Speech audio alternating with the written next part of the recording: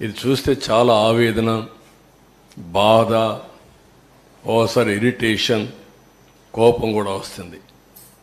5 ఏళ్ళు కష్టపడ్డాం. కష్టం మొత్తం బూడిదలో పోసిన పన్నీరైంది. కనీసం అప్పుడు ఒక స్పష్టత ఉంది.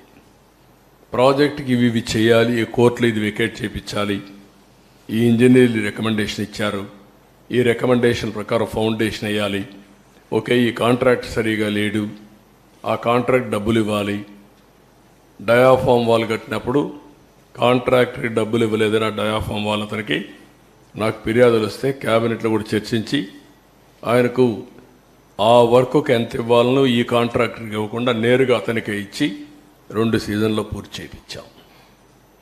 అలాంటి నిర్ణయాలు చాలా చేశాం. ఈరోజు అవన్నీ తలుచుకుంటే బాధేస్తుంది, గుండె తరక్కపోతుంది. రాష్ట్రానికి జరిగిన అన్యాయం, దుర్మార్గమైన చర్య, నీతిమాలిన చర్య. దాంతో ఇప్పుడు ఏం చేయాలి? ఒకసారి అయితే గడ్కరీ, ఇప్పుడు కూడా నాకు జ్ఞాపకం, దీపావళి అనుకుంటాను, పండగ రోజు ఆయన ఇంటికి పోయాను. నేను అమెరికాకు పోతూ ఆయన ఇంటికి వెళ్ళి రిక్వెస్ట్ చేసి తర్వాత అమెరికాకి వెళ్ళాను.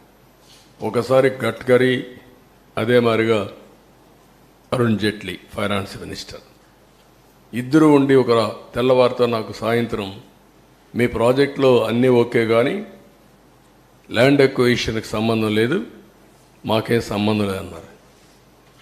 నాకు అప్పుడు ఆశ్చర్యం వేసింది. ఎట్లా అంటారా మీరు? Land acquisition part of project, ఇది ప్రాజెక్టులో ల్యాండ్ ఎక్విజిషన్ లేదంటారు, మీరు పునరావాసం లేదంటారు, పునరావాసం ల్యాండ్ ఎక్విజిషన్ లేకుండా ప్రాజెక్ట్ అయిపోతుందా అని రాత్రంతా స్టడీ చేసి ఆఫీసర్లందరినీ రాత్రంతా మేలుపెట్టి తెల్లవారికి ఒక నోట్ తయారు చేసి మళ్ళా నేను గడ్కరీ దగ్గరికి వెళ్ళి అదే మరి అరుణ్ జైట్లీకి వెళ్ళి, నువ్వు సుప్రీంకోర్టు లాయర్వి, నువ్వు అర్థం చేసుకో, నువ్వే చెప్పు, ఒక ప్రాజెక్ట్ నేను యాక్ట్ చెప్తున్నా, నేను ఆర్గ్యూ చేసిన తర్వాత ఆయన కూడా ఇంకేం మాట్లాడకుండా నువ్వు చెప్పింది రైట్ అనే పరిస్థితికి వచ్చాడు. అంటే ఎంత కష్టపడ్డాం, ఎంత శ్రమపడ్డాం, ఏ విధంగా ఒక్కొక్కరిని కన్విన్స్ చేశాం, ఎన్ని అవరోధాలని స్టెప్ బై స్టెప్ దాటుకుంటూ వచ్చాం, ఏ విధంగా పూర్తి చేసినాం అనుకున్నప్పుడు ఇప్పుడు జరిగింది చూసి చాలా బాధేస్తుంది. రాష్ట్ర ప్రజలందరూ అర్థం చేసుకోవాల్సిన అవసరం ఉంది. ఈ ప్రాజెక్ట్ని పూర్తిగా సర్వనాశనం చేయడానికి వైఎస్ఆర్ కాంగ్రెస్ పార్టీ అహంభావంతో జగన్ చేసినటువంటి దుస్సాహసం, నేను ఆ వర్డ్ వాడుతున్నా, దుస్సాహసం, దాంతో ఈ విధంగా ఏ పరిస్థితి వచ్చింది. అందుకే నేను ఒక మాట చెప్పాను, అర్హత లేని వాళ్ళకి అధికారం వస్తే ఇవే జరుగుతాయి. ముఖ్యమంత్రిగా కాదు, రాజకీయాలకే అర్హత లేని వ్యక్తులు, అది ప్రజలందరూ అర్థం చేసుకోవాల్సిన అవసరం ఉంది.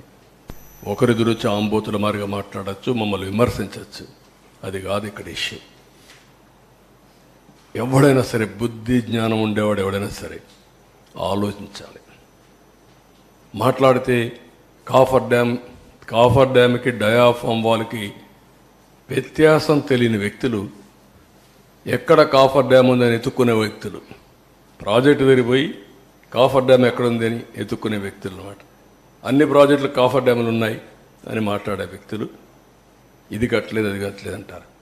సిడబ్ల్యూసి, గవర్నమెంట్ ఆఫ్ ఆంధ్రప్రదేశ్ అందరూ కూర్చొని ఈ ప్రాజెక్ట్ని పూర్తి చేయాలంటే, తొందరగా పూర్తి కావాలంటే ఈ పనులన్నీ కావాలి అని ఒక పద్ధతి ప్రకారం అట్ వన్ స్టేజ్ చాలా చర్చలు జరిగాయి.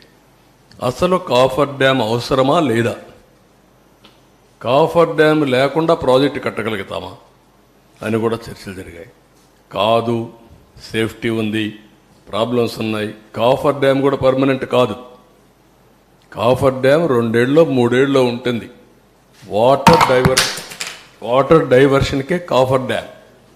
ఆ డైవర్షన్ ఒక 2 ఏళ్ళలో అది కూడా వీక్ అవుతుంది. తర్వాత అది కూడా దాని లైఫ్ కూడా ఒక 4-5 ఎన్నేళ్ళు అండి, ఇది 3 years 4 years 3 to 4 years అంతే.